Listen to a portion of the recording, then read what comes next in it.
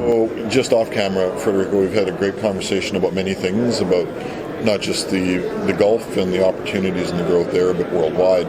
But for you, coming to GAD, everybody's here for a different reason, yes, but a common interest. Yes. Maybe you can share a little bit about what you're hoping to gain out of GAD in terms of networking and sort of just general benefits of being here. Well, first of all, GAD was kind of a dream. I was always trying to have the opportunity to come here, and this year everything went along on a good way so that I could be present at GAD. GAD is an amazing platform. It's where everybody is sitting down regarding to business development in airports. They are financiers, or they are the consultancy, or they are the investors, the operators. And it's very interesting the discussion that they also have in terms of sustainability. That's something is very trendy these days. Discussion about how good can be privatization for some airports or some cities, some countries, some nations, those people's nations. So how good privatization can be. So they are also very interesting to understand that they try to uncover the myths that there is privatization is not a good thing for a country. It is. We also had the opportunity to go to the first day. And there's also many forms of privatization. Yes, right? There is many forms of privatization. There are many forms of business models, let's say. Exactly. And it's very interesting because here you can really have a very good look at it, understand it deeply. And also if you are keen to that, you can also have a very clear understanding about the financing that is behind that, the numbers, so the studies that are behind, and that makes GAD really unique. And we heard that for a long time, GAD is a leader. And my expectation was here to drink a little bit of that knowledge, because exactly. The platform that I manage for United Arab Emirates also involves airports. We do have some country presence on the events, on the initiative. We meet once a year where ministers and the governments of those countries, they come to pitch us projects that needs financing, and some of them are airports, because as you said, one of the most valuable asset of the government is their airport. Exactly. Okay, so that's very interesting. So for me, it's a perfect marriage, and I truly recommend GAD. It's very. Now, in the Gulf region, you're starting to see more private sector involvement in not strictly privatization always. Yes. There's a different ways in which private sector capital can be injected into a project. And I think from the presentations we did yesterday, it's sort of in the middle range in terms of penetration. I think somewhere between 18 and 20% by passenger base is privatized in some shape or form in the Middle East. But where do you see the trend going, and perhaps which regions or countries within the regions do you think you're going to see that activity grow? Well, there is some countries in the Gulf region where may we not know some airports are making money. So there is no interest of starting a discussion about privatization. Others where money are lacking, or they are being they are trying to manage their income, their GPD, into investing into some areas that are not airports, but again, airports are essential. They are trying to see the success of other privatization sectors, and they are trying to look at it. You had a very good example with Saudi Arabia, for example. But the same thing is happening elsewhere. I just came back from China. It was amazing to see that now they are considering that very heavily. They are producing 12 airports a month, and they're going to have 400 airports for the next 35. I'd like to see that the numbers in China are astronomical. You look at the numbers in our part of the world, they're like a rounding error in China. You know. So, and I felt, as I work at the Civil Aviation Authority, and I felt the pain of the Civil Aviation Authority of China. I felt the pain of the operators. I felt the pain from the provinces. And what does this make? This make now they are going for joint ventures. So privatization clearly is a further step on the country development, because not every country can put their money into aviation sector, but they need. But that economic regulation in each one of those countries, it has to be very clear to the investors coming in what the rules of the game are, and that they won't change. Yes. Right? Yes. Because we've seen that happen in some other countries where a concession is granted or attempted to be granted, and the rules either aren't aren't clear or they're not stable. Yes. So whether it's China or India had to do a number of tweaks to their economic regulation, but certainly China, that'll be a challenge. Even Saudi Arabia, others, making sure that you create the investor confidence. Right? Yeah, but I think the basics is always the need to spend their money wisely. Exactly. And now, although airports are a valuable asset for a nation, they're starting to see that that money could be spent elsewhere in the sector. It's more important for their people will. And they'll open the door for international companies or financiers to privatization. I mean, I come from a country where that happened. For 70 years, we had the airports taking money from the public expenses to survive. And for the first year of operation, Vinci came to be profitable. And for the viewers' benefit, this is Portugal we're talking about. Yes, Portugal. And honestly, it's been a good experiment. Yes, right? yes, definitely. I think everybody, of course, there is a savoir-faire to be done in between entities that are now exploring, because there is economical appraisal that the government tries to protect, and of course there is the private interest of making more money for their stakeholders. So, but I think Portugal is a very good example of that.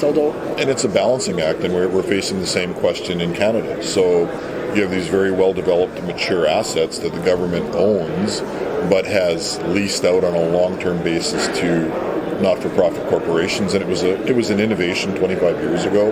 It helped develop and improve the airports. But if I'm the government of Canada, why do I want to hold on to these mature assets when I could divest them and reactivate that capital elsewhere? But every country has its own journey. It has to figure out when and how they're going to free themselves up to use this capital in a more productive civil investment rather than in a mature asset, whether it's Saudi Arabia, China, others.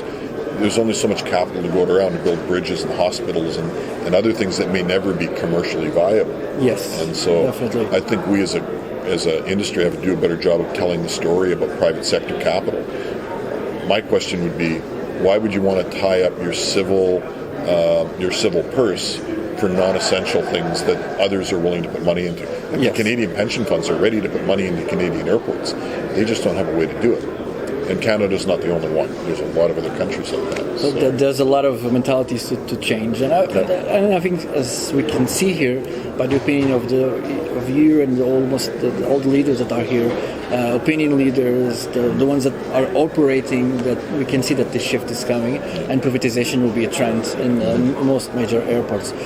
We can see also in my initiative a lot of governments that are coming from poorest areas, emergent areas, that are passing through a shift. Specifically on the English-speaking countries in Africa, they are very much stable now. They are putting their effort into producing, so mining, agricultural. They are trying to establish the basic needs for their population. Now they're getting into commodity retail, and they need to grow in airports. They don't have the roads. And France is a good example. Macron's goal is to privatize ADP, to take that money to reutilize for innovation.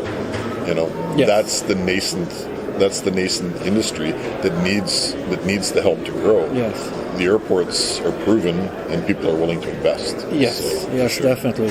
In Africa again, or for example, if you take the example of Brazil. Brazil is one of the biggest countries in the world in terms of airports, because they are huge and they didn't have the roads. Exactly. So they need to create the airports in front of the roads to expedite goods and they've got the density of population as well. And the same thing is happening in Africa and in Asia, especially in Africa, where there's a lot of amazing countries that produces gold in terms of agriculture, and so they can be our barn, but they cannot, because they are 600 kilometers away from the next airport. That means 7, 8, 10 hours on the road that none of us want to go.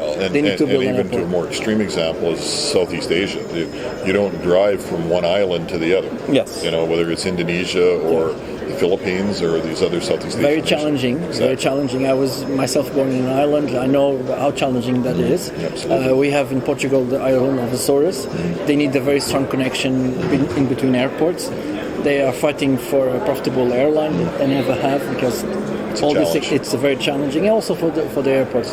So great things ahead in terms also in aviation development. the future airports, the vertiports.